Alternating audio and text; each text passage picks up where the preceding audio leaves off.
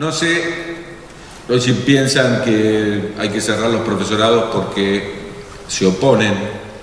Ahí hay un núcleo de la oposición. Lo que estoy seguro es que con esto lograron constituir un núcleo de la oposición en los profesorados. Es exactamente al revés, porque nadie está dispuesto a participar de un cambio del que no participó en el debate. ¿Cómo voy a...?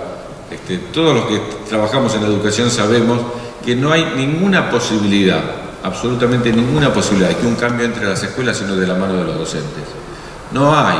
Los que fuimos docentes incluso en la época de la dictadura poníamos en el libro de temas lo que la dictadura quería que pusiéramos y después en la clase dábamos la clase que queríamos dar nosotros, la autonomía docente, la posibilidad de que pase un cambio, una transformación para un docente que es un profesional, que trabaja con el conocimiento, que trabaja con el saber. No hay ninguna posibilidad que uno le puede cambiar el programa, el currículum, la norma, todo, pero si uno no está convencido de que ese cambio, hasta la teoría del aprendizaje, si uno no está convencido de que ese cambio tiene sentido, ese cambio no pasa a las aulas, queda en la vereda de la escuela, en el mejor de los casos quedará en la puerta del aula, pero no entra al aula, que es donde efectivamente se ven los cambios. Entonces uno ve que muchas veces en la historia argentina van pasando los cambios y son cambios en los papeles. Uno en realidad no encuentra cambios a veces que no sean cambios de leyes y cada uno que llega cree que entonces puede cambiar absolutamente todo y en educación son cambios de mediano y largo plazo. Debieran tener conciencia respecto del impacto que va a tener esta medida en el largo plazo, en el mediano plazo en la ciudad de Buenos Aires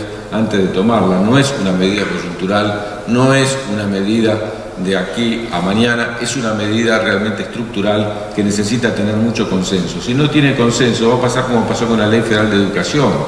Las leyes que no tienen consenso son leyes de un gobierno, no son leyes de un proceso. La 1420 tardó 100 años en cumplirse y todo el mundo la respaldó. Una ley educativa es un plan de trabajo, es un plan de trabajo a mediano y largo plazo.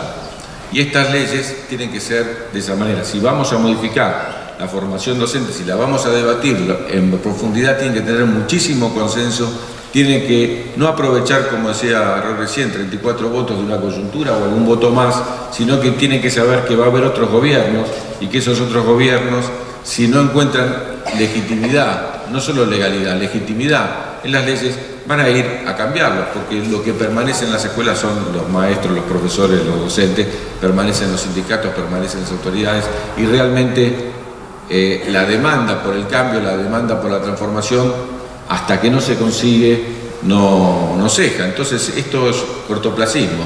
Hay una coyuntura, ¿podrán hacer pasar algo en una coyuntura? Bueno, hipotecan el futuro de la formación docente de la ciudad de Buenos Aires. Por eso retomo por el final de lo que pensaba decir. La Ley de Educación Nacional, ley que se votó en el año 2006, después de la Ley de Educación Técnica, la Ley de Educación Sexual, la Ley de Financiamiento Educativo, la Ley de los 180 días de clase, fueron todas leyes. La Ley de Educación Nacional la discutieron 4 millones de personas, de la mano del planteo que se habló recién. 2 veces suspendimos las clases en todo el país. 2 veces suspendió, se hicieron asambleas escuela por escuela y no empezó con un proyecto de ley. Empezó con qué puntos debiera tener la ley. Y sobre eso se hizo un debate profundo.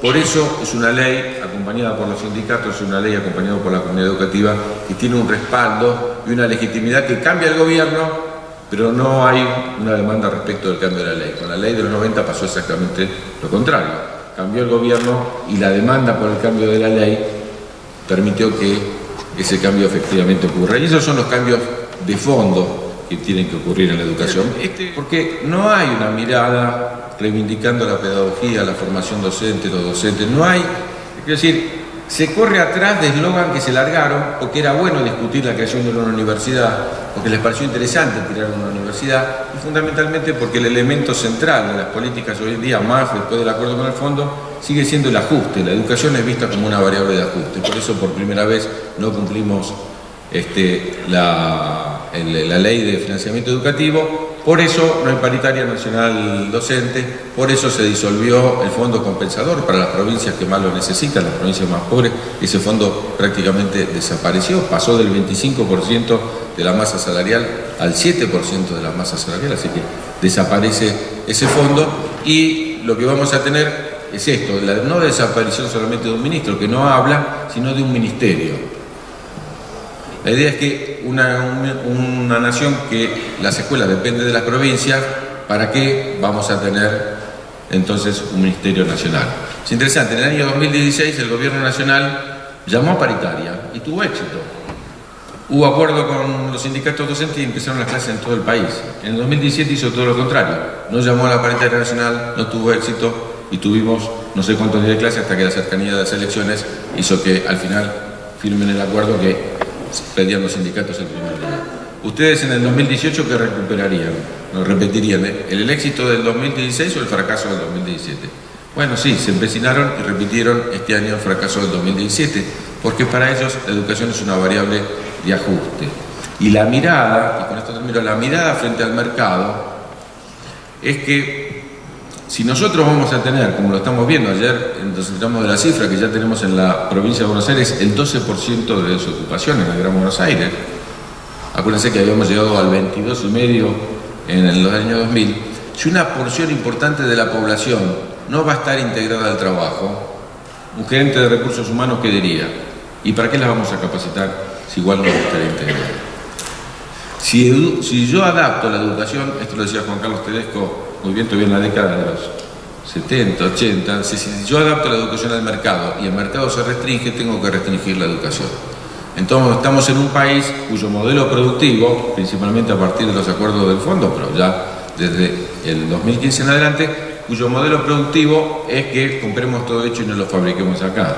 Una pequeña parte de la población, que es la que fortalece el modelo agroexportador y minero, va a ser la que va a poder trabajar, y un pequeño sector muy ilustrado y una gran mayoría descualificada.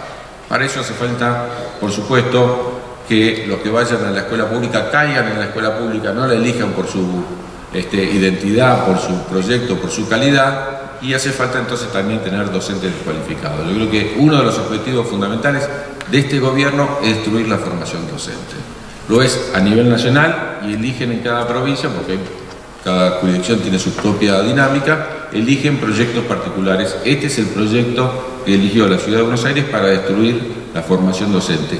No les quepa ninguna duda que es así. Si fuera de otra manera, si consideraran al docente profesional, si consideraran al docente en su dignidad y su capacidad de elaborar los proyectos que tienen que ver con la educación de nuestro pueblo, consultarían con los docentes, trabajarían con los docentes y generarían un proyecto consensuado para que perdure la historia. Colocarlo de esta manera, venir con ideas duranbarbistas o de otro filósofo para tratar de aplicarlas a un mundo para las cuales no fueron elaboradas, como es el mundo educativo, tiene solamente el sentido del deterioro de la calidad de la formación docente. Yo termino con una idea que me parece que es central.